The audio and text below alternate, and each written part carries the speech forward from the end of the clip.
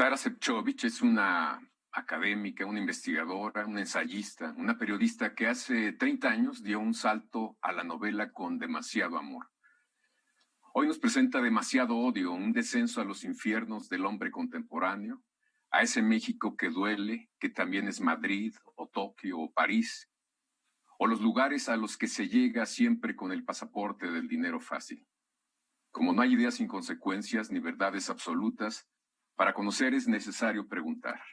Y por eso le digo gracias a Sara por estar aquí esta noche, porque tengo que preguntarte algunas cosas a partir de esta novela, que es bastante buena para acercarnos a muchas realidades.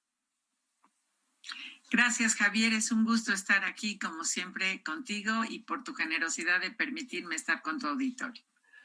Sara, ¿por qué demasiado odio? ¿Por qué el odio como tema? Mira, la novela no es una novela sobre el odio, es una novela sobre otra historia de amor y otro mundo en el que existe hoy y en el que es posible vivir hoy. Como tú dijiste, son 30 años en la realidad, son 25 en la ficción novelesca los que han pasado. Y simplemente lo que pasa es que este es el mundo en el que estos personajes hoy pueden vivir, un mundo que ya no se parece, un México que ya no se parece al que tuvimos aquí hace un cuarto de siglo.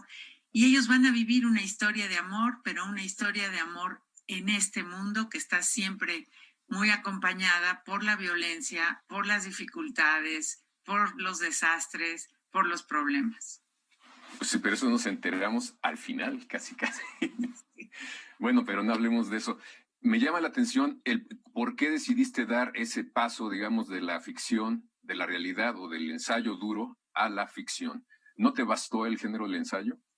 Al contrario, me basta, es un género en el que me siento muy cómoda, pero y en cambio en la novela me asusto mucho porque pongo mucho la piel y quedo muy lastimada por mucho tiempo. Pero la personaje regresó, la personaje fue la que me dijo, tenemos que salir, tenemos que regresar a ver qué está pasando. Y pues yo fui atrás de ella, me resistí muchos años a hacerle caso, a escucharla y finalmente me dejé envolver en su solicitud de vamos a ver qué pasa. Y ahí fui atrás de ella y ella me llevó por el México de hoy, me llevó por su historia de amor, me llevó al mundo porque en los tiempos de la globalización ya no le bastó ni nadie se puede quedar solamente en un lugar. Y pues ahí voy, ahí fui atrás y juro que yo no tuve la culpa. Pues es muy demandante esta personaje y parece que seguirá, ¿no? Es una personaje muy demandante, sobre todo porque es muy intensa y me contagia muchísimo su intensidad, su gran deseo de vivir, su gran capacidad de establecer afectos y amores. Si va a seguir o va a seguir, no lo sé, porque pues uno nunca sabe qué va a pasar. Depende de ella. Depende, nunca, de mí no, eso te lo aseguro. Los ensayos yo decido, las novelas, las personajes deciden por mí. ¿Cuánto tiempo llevaste en escribir Demasiado odio? Mira, en que ella me persiguiera fueron como 5 años, ya en la escritura en concreto fueron 2 años y la novela fue entregada a prensa en enero cuando no imaginábamos el mundo en lo que se iba a convertir. Y pues iba a salir un poco antes, pensamos que la pandemia terminaría y finalmente salió ahorita en septiembre y de repente parece como que la novela y su título y todo fueran atinados para el momento presente y probablemente lo sean porque ella se las olía todas. Beatriz es un ser que se da muy bien cuenta de lo que pasa sin echar rollo, sin teoría, simplemente lo vive en la piel y es lo que hizo y es lo que nos entregó en su texto. Bueno, y en este caso Beatriz sí desciende a los infiernos, que son Sí, varios. pero sin embargo no lo vive como el infierno, sino como la historia de amor y como la pregunta constante que se hacen las personas hoy, en particular los jóvenes, ¿qué pasó? ¿Cómo llegué hasta acá? Porque los jóvenes no tienen modo de comparar lo que pasó hace 25 años, si tienen 18, si tienen 20, nacieron ya en esto. Y ellos no se hacen esas preguntas, ellos simplemente viven en este mundo, pero ella sí, ella se voltea y de repente pregunta, ¿cómo llegué hasta acá? ¿Cómo es que me dejé enrollar? qué está pasando, a dónde vamos, por qué las cosas son como son, pero muy de una manera muy natural. Y en eso, si me permites, te quiero hacer por eso un comentario, Javier. La novela, en general, cuando desciende a los infiernos, lo hace con un lenguaje muy rudo, muy crudo y muy violento. Y aquí no hay eso porque Beatriz lo vive de una manera muy natural, como se lo está enseñando a vivir el joven con el que ella transita, el joven que es el otro personaje central de la narrativa. Esto es algo que a mí me impresionó mucho, con qué naturalidad lo pueden vivir, con qué naturalidad lo pueden contar, y confieso que me gustó en la novela darme cuenta de esa naturalidad, y por otro lado me asusta mucho ver qué normal parece ser todo lo más terrible para la gente de hoy.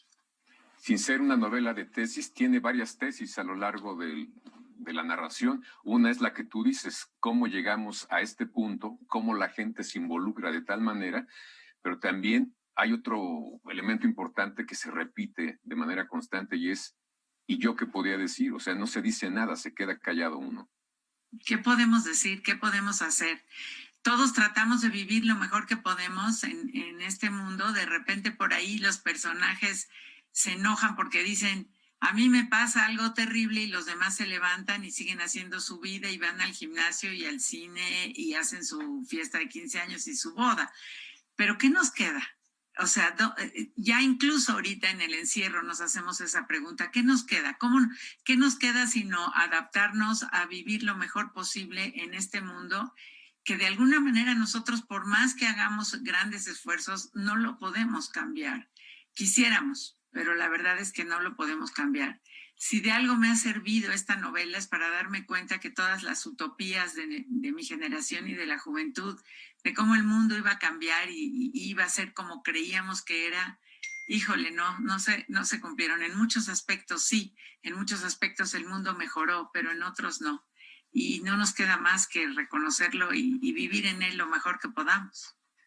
Y es también decisión de la misma gente, según lo cuentas en la novela, el decidir tener y continuar esa vida, ¿no?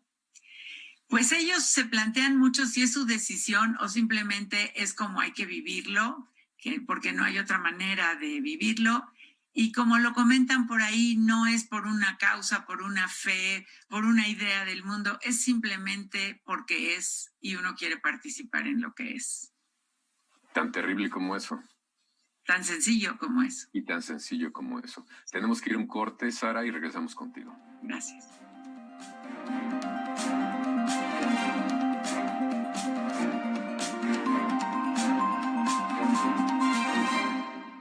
Piensa en alguna vez que te hayas unido a otras mexicanas y mexicanos por un bien común. ¿Recuerdas que no miraste para otro lado? ¿Recuerdas que ayudaste a más personas que ni conocías? Gracias. ¿Recuerdas que incluso entusiasmaste a más personas para que se unieran? Participar nos une. Por eso es muy importante que tengas tu INE vigente. Si ya venció o está por vencer, renuévala antes del 10 de febrero de 2021.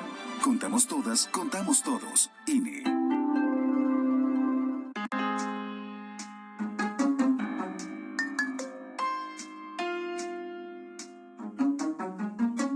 Les recuerdo que está con nosotros la escritora Sara Šefčovič, que nos entrega ahora otra novela que es Demasiado Odio, una novela que realmente nos simbra en muchos momentos, pero también nos hace ver esa otra realidad que a veces vemos de soslayo, como que no queremos darnos cuenta de las cosas como ocurre con algunos de sus protagonistas.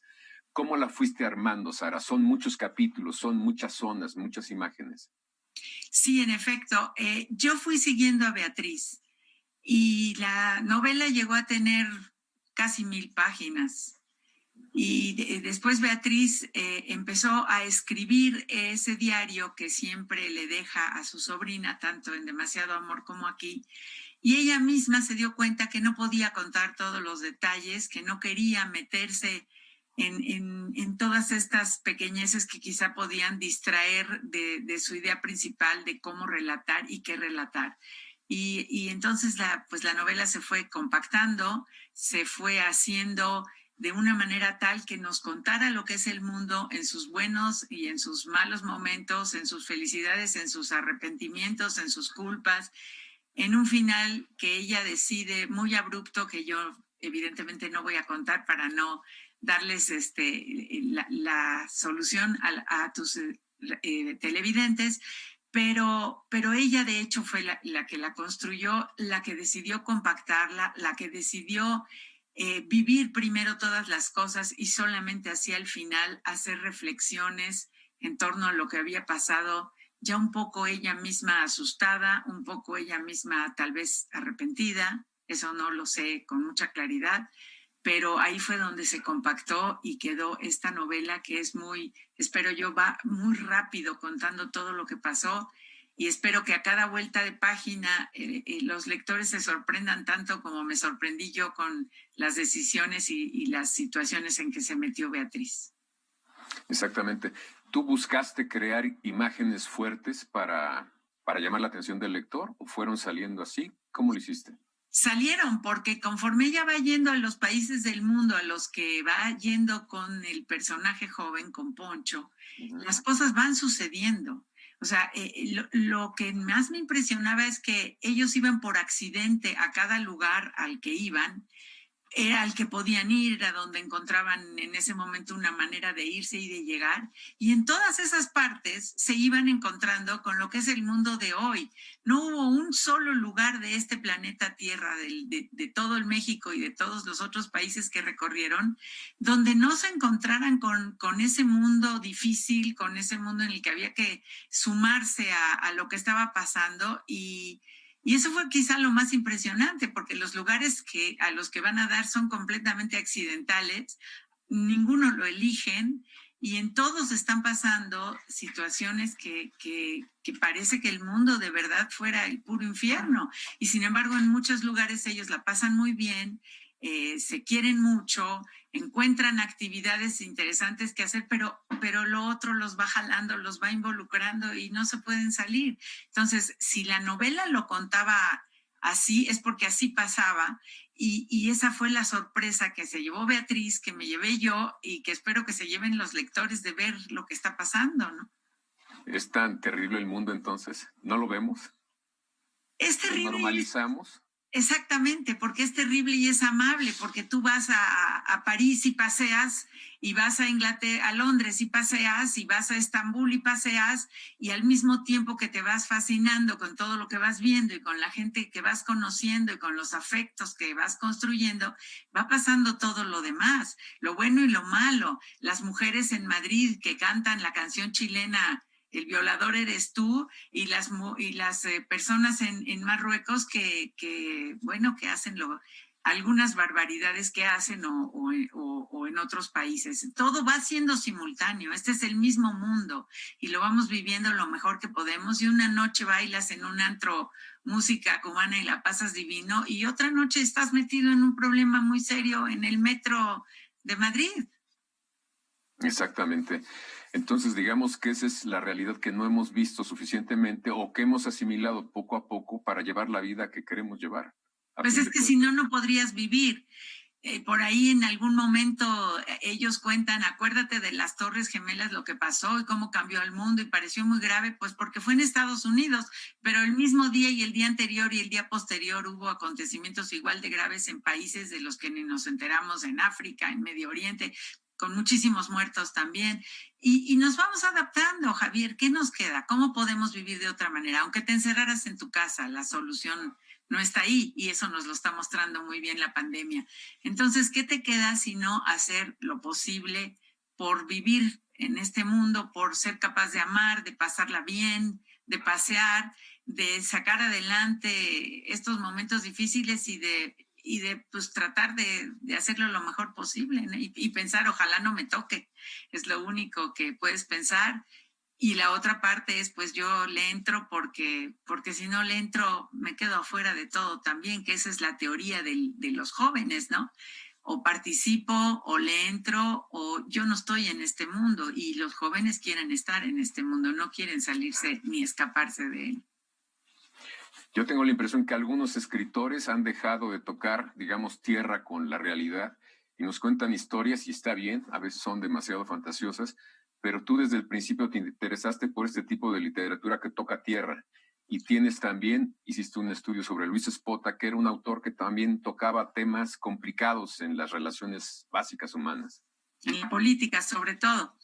En la literatura ahorita en el mundo y también en México hay mucha tendencia a una literatura muy del yo, lo que a mí me pasa, cómo yo me siento, cómo yo vivo las cosas.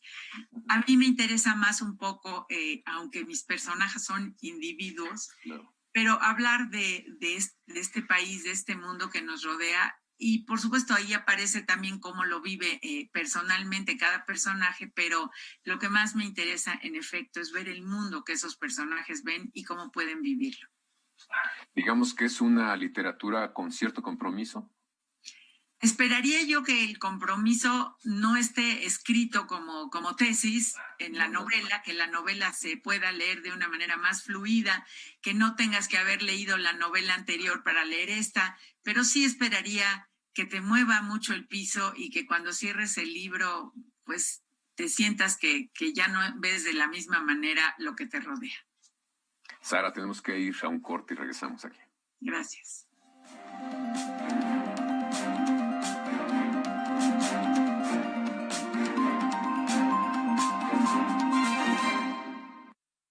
He tenido como un miedo muy profundo a la soledad. El cristal es la droga que más he amado y más he odiado. Estoy luchando para ya no volver a consumir cristal.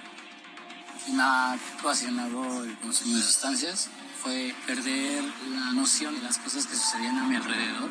Tuve una recaída en las adicciones muy fuerte y pues casi muero. En el mundo de las drogas no hay final feliz. Estrategia Nacional para la Prevención de las Adicciones.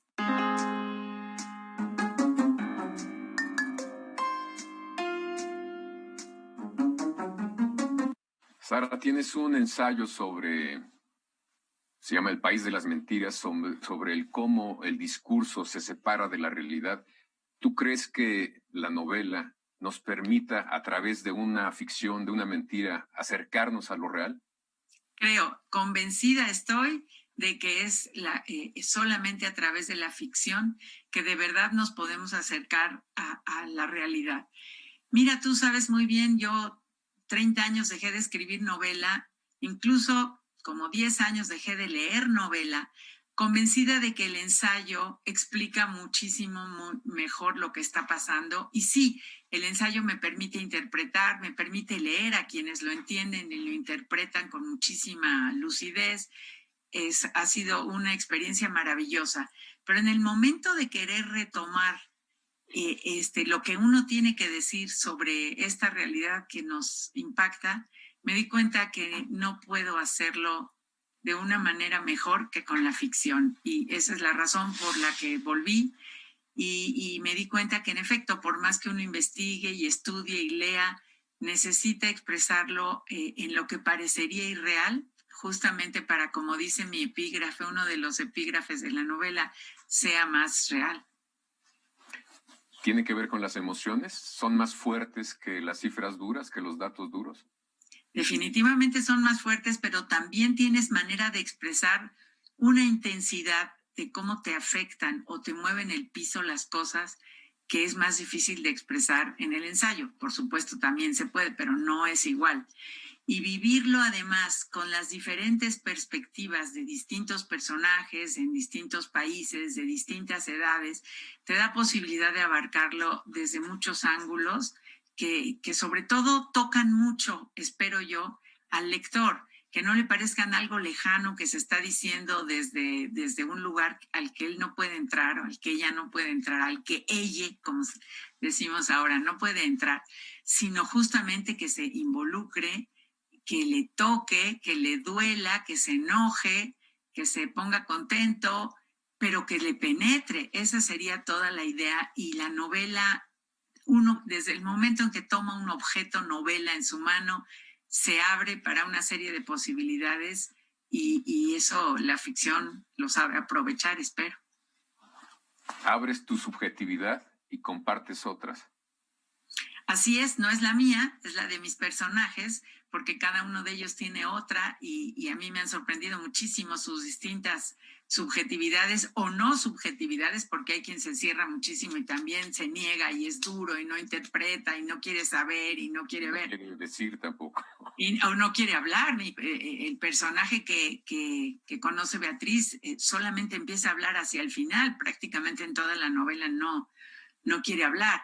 Son subjetividades distintas, maneras distintas de enfrentarte al mundo, momentos en que estás muy, muy bien con él y momentos en que te tirarías por la primera ventana que puedas. Entonces, todas estas situaciones solamente las puedo conocer y las pude conocer siguiendo a estos dos y a todos los otros personajes menores que aparecen en la novela, pero que me permitieron eso, me permitieron ver con muchísima profundidad y mucha intensidad el México y el mundo que estamos viviendo hoy. Uno se queda como un poco desencantado también, a pesar de que sea una historia de amor, que al final te das cuenta de eso. Pues sí, uno se queda o encantado o desencantado, Javier, depende cómo veas tú tu posición en este mundo, si la estás imaginando de otra manera, si la estás comparando con otros tiempos, con otras personas, si quieres pensar en un futuro. Beatriz deja de plantearse todas estas preguntas porque no se las puede plantear, porque el joven con quien ella hace todas sus aventuras no se plantea nada de esas preguntas. Y bueno, el final en ese sentido es muy sorpresivo, espero yo, igual que lo que le pasó a ella en esta vida cuando se descubre muchas cosas y toma decisiones en las que no había ni siquiera pensado o que ni siquiera consideró como posibilidades, ¿no? Bueno, y también nos muestras que el no decidir es una forma de decidir muchas cosas. A fuerza. A fuerza uno cree que si no decide el mundo te va a resolver los problemas para nada, ¿no? Simplemente pues a ver cómo te las arreglas, a ver quién decide por ti, pero definitivamente no tomar posición es una posición. ¿Tú cómo ves el mundo literario, tomando posición respecto a este mundo complicado que tenemos? Te decía en dos momentos, uno en particular en nuestro país y en otros países la novela está muy metida con situaciones difíciles, con violencia. En otros lugares, por ejemplo en Europa, aparte en México también, en Estados Unidos, está más metida con el individualismo, el yo, el cómo me adapto o no me adapto yo al mundo. La ventaja de vivir en un país como México es que tienes todas las opciones y puedes leer las dos literaturas y puedes preguntarte en dónde te colocas tú. Yo me quise colocar en un mundo donde, digamos, de algún modo fueran las dos cosas, las posibilidades del individuo, pero en la sociedad, las tremendas situaciones en las que vivimos, pero también cómo tienen su lado amable, la naturalización de todo y el lenguaje que también puede ser, recoger una realidad que aunque violenta o difícil, también puede ser amable y también puede ser amorosa. Bueno, quise abarcar todo eso y me costó mucho trabajo, muchísimo trabajo. Una novela que parece que fluye y que se acaba en 200 y tantas páginas. Fue muy difícil elegir todos esos caminos, compactar todo eso, darle su personalidad a los autores y a las situaciones sociales y a los países y bueno, quedé devastada. ¿Para qué más? Que la verdad todavía no me puedo recuperar, pero pues ahí está y a ver qué dicen los lectores. Sí, claro. Ellos le darán continuidad a esas historias de muchas maneras que ni siquiera has imaginado siquiera. Espero que le den pues continuidad, que le den crítica, que le den aceptación, que le den enojo, que le den gusto, que le den todo lo que estamos esperando quienes escribimos, porque todo el sentido está en decirlo uno para sacárselo de adentro, para exorcizarlo, pero también en ver cómo los otros lo reciben, porque si no estás hablando solita frente al espejo, ¿no? Exacto. Sara, ¿cuáles son tus autores novelistas fundamentales? Esas sombras tutelares que quizá te han acompañado algunos años. Es muy difícil decirlo porque, como te dije, durante 10 años decidí no leer novela y acabo de cambiar de opinión hace apenas 2 meses. Entonces, me perdí a muchísimos autores de los últimos 10 años por esa decisión, porque estaba ya muy enojada con la literatura muy centrada en lo autobiográfico, en lo yoico, como yo le he llamado. y muy enojada también en la manera en que la literatura que te recogía al mundo lo hacía con un lenguaje más violento quizá que el mundo que recogía, si es que eso es posible. Entonces, ahora estoy empezando a releer, a retomar lo que dejé en el camino. Los autores tutelares de mucho antes pues estuvieron ya puestos ahí, híjole, muchísimos. Ya parezco Peña Nieto diciendo muchísimos y ahorita no me acuerdo de cuál. Pero fue la verdad, se metieron adentro de mí de una manera que yo ya los dejé sus nombres y ahorita estoy regresando apenas a volverlos a encontrar y a decir, tú sí me gustabas, tú siempre no, a este nuevo que no había descubierto.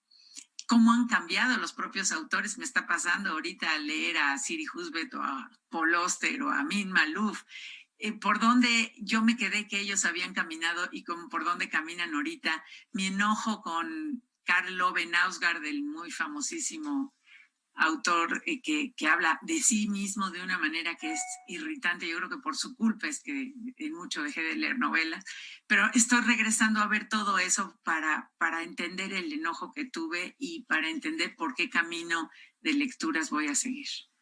¿Y qué te ha asombrado últimamente en estos 2 meses que llevas? En estos 2 meses que lleva, primero el cambio de los propios autores que ya no son los que yo había conocido. O sea, cuando yo leo a Murakami, cuando leo a Amin Maalouf, ya no son los que dejé atrás hace varios años. Ellos se han modificado mucho y han modificado mucho su literatura. Eso es muy interesante. Y de la literatura mexicana, quizá lo contrario.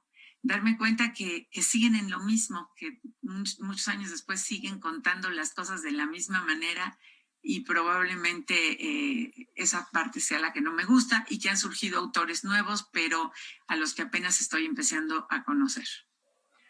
Sara Sefcovic, muchas gracias por tus palabras, por acercarnos desde tu punto de vista a esta novela que realmente atrapa al lector. Los invito a leerlos y los invito a que nos acompañen también el próximo lunes aquí en Debate 22. Muchas gracias.